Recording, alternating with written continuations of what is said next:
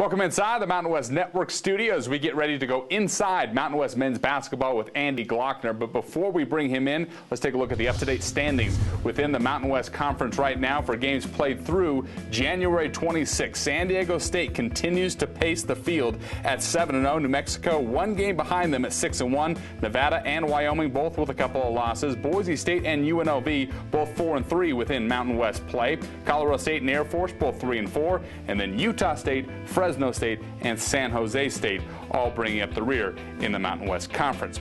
All right, let's talk about the big headlines inside the Mountain West. Let's start with the conference-leading San Diego State Aztecs up to number 5 in the latest AP poll. That's their highest ranking since 2011 when they climbed to a school record number 4 in the country. Andy, recently the Wooden Award came out with its mid-season top 25. Somehow Xavier Thames left off of that list. What gives? It's what they do every year with the Wooden Award and other awards. And I think it's important to note to especially the San Diego State fans out there, that being left off the midseason watch list doesn't mean that Xavier Thames is not eligible for the Wooden Award at the end of the season. I think there was enough outcry on Twitter and other social media when it happened that candidates like he and Sean Kilpatrick and Lamar Patterson and Joel Embiid might very well at the end of the season end up as one of the final candidates for the Wooden Award. That said, it's just clueless that Thames is not one of the 25 guys on that list. His overall importance to San Diego State and the overall quality of his play this season speaks for itself, and it was a pretty egregious omission in my mind. Let's move on to the University of New Mexico. Good news for the Lobos. Hugh Greenwood starting to shoot much better. Obviously, the wrist is feeling much better as well. Scored 20 points and a career-high 5 3-pointers against Boise State. Got a couple of more against Colorado State. Said the wrist injury maybe helped him become a better shooter because he watched a little bit more film to break down what he was doing wrong. How big of a benefit is it that Hugh Greenwood seems to be back to the old Hugh Greenwood, or at least getting closer, Andy? Well, that's a big benefit to me because I can start using the HughMeBaby hashtag now on Twitter again. So, Hugh, if you're watching this, I appreciate that you're actually back and contributing. From a New Mexico standpoint, it obviously helps. We've talked previously about the role acceptance of this year's team and the imbalance with the front court scoring not necessarily being weighed or balanced out by the backcourt scoring beyond Kendall Williams. So getting Hugh Greenwood, the consummate, I hate this term, but he is the consummate glue guy for New Mexico. He does a whole bunch of different things for them, does them pretty well. The fact that he hit 5 threes the other day, he's not going to be the dead-eye shooter for them, but he has to be able to threaten that, because there were games earlier this season where Hugh clearly could not shoot from 22, 23 feet, and opponents realized that, and he realized it, and then it makes everything not work as well because you know that's not a threat on the floor. So I'd like to see what a healthy New Mexico team has. For all of its issues this year, only one loss in league play and only a game behind San Diego State in the standings. So they're right where they need to be, even with some of the struggles that they've had. Entering the season, Boise State had 2 of the top players in the Mountain West in Anthony Drimmick and Derek Marks, but all of a sudden Ryan Watkins emerging as one of the top players in that lineup, certainly one of the top rebounders in the country. He's had 16 or more rebounds in 4 games, the last 4 games. In the previous 27 seasons of Boise State men's basketball, there are only 17 times that a Boise State Bronco had 16 or plus. Ryan Watkins certainly is emerging as a top-flight player for Boise State. How big of a contributor and how big of a key has he been to them, and how big will he be going forward? I think you have to be careful with a situation like Watkins, and this is with no disrespect to what he's done this year because he's been a huge key, and his percentages last year were off the charts. He was one of the best rebounding big guys in the country last year on a percentage basis.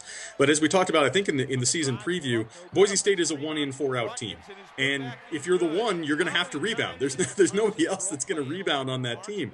So while Ryan Watkins is doing a wonderful job on the glass for them, that doesn't necessarily make Boise State a great rebounding team, and it doesn't necessarily mean that he's outperforming expectations. I think he's doing the role as is defined by that system. I think overall, we looked at Boise State, and again, they have not hit, this past week was a little bit better, but they have not hit the level that a lot of people thought that they could have. I'm not sure that they're any better or even at that level that they were last season. So they're not a team that I think anybody's going to give up on, and obviously they have some opportunities now through the rest of the season to prove their merit and knock off some of the other teams at the top of the league. But getting back to Watkins, I think he's been terrific this season, but I think you have to somehow, understand the context in which he's been terrific, and it's a system that needs him to do what he's doing. Fresno State has only one win in conference play, but they've been oh so close. Took UNLV down to the wire in Las Vegas. In fact, they played back-to-back overtime games. They're close, and really a possession here or there is a difference in maybe 1, 2, or 3 wins. How does Fresno State get over that hump so they start winning these close games? If Rodney Terry's listening, I'm not sure I have the magic potion for him, but I think again it's a team construct issue, as we saw very much so if you watched the game against UNLV the other night, where they had every chance to win it. You're talking about a team that's playing essentially 4 guards. They're playing a smallish 3 at the power forward a lot of the time, or at least that's the look they were showing against the UNLV team that likes to play too big, so they were going big versus small and vice versa. The type of offense that they are running is not necessarily conducive. And you hear this a lot. I've talked to other coaches about it. UNLV being another team where when push comes to shove, where is the ball going for the short 2? You don't have anybody to dump it into the post who's going to get fouled or is going to, pin a guy and get a layup and get you that bucket down the stretch. And I think that's a problem that Fresno State's going to have to live with because of the nature of their players. They have very good guys who can get their own jump shot. They're slashers, but it's all perimeter based. And I think that's a hard team when you have to get a basket. There's ways, and you saw what UNLV did with Dave Rice the other night. He matched up small versus small, and then they got the block from Kem Birch, and steered it right into the shot blocker. So I think that's a talent / roster issue, but I think Fresno State is going to knock off 1 or 2 teams down the stretch and is going to be a difference maker in the title run, if not a team that's going to challenge themselves. One team that certainly I think will play some sort of a role in who's going to win this league, Utah State. They're 2-5 overall in the Mountain West right now, but they took San Diego State right to the brink the other night. This is a team at 2-5 that may be misleading on how good this team can be and how big of a factor they can play in who does win this league crown, don't you think? I think you can point at 2 of their 5 losses, San Diego State and the loss at Air Force, and say that injury-related or suspension-related absence was a considerable factor in that. You don't know how it's going to play out, but the games were very close. Against San Diego State and UNLV, they did not have Kyle Davis, their leading rebounder, and they didn't have Jared Shaw at Air Force against a team that is incredibly vulnerable to big guys. I think you have to look at their record in that context and say, this is a veteran team. They have very good perimeter talent. They've got guys that are stepping into roles in a better way because of some of these absences. So I think by the end of the year, they're going to be a team that, if they're all healthy, is going to be very difficult. That's going to be one of those teams that when you get to the Mountain West tournament and San Diego State is the 1 seed, you don't want to see Utah State as the 5. You want no part of that team, knowing that you're going to get them in the semifinal. I think that you want them in the other side of the bracket just because you know that that's going to be a difficult game for you on a neutral floor. Andy, we are nearing the midway point of the conference season. Give us right now, at the midway point, your all-conference team, the 5 players that would compose the all-Mountain West team at this point. Well, I think you could probably point to 3. We talked about Xavier Thames. I think that's automatic. I think Cam Bairstow has done a tremendous job for New Mexico and has the numbers to back up his candidacy. And I think through this point, you have to look at Deontay Burton at Nevada and say that he's automatically in that top 5 as well. He's been terrific for a team that's been a surprise. I think Larry Nance Jr. Has a shout for a surprising Wyoming team that continues to get it done in very close games.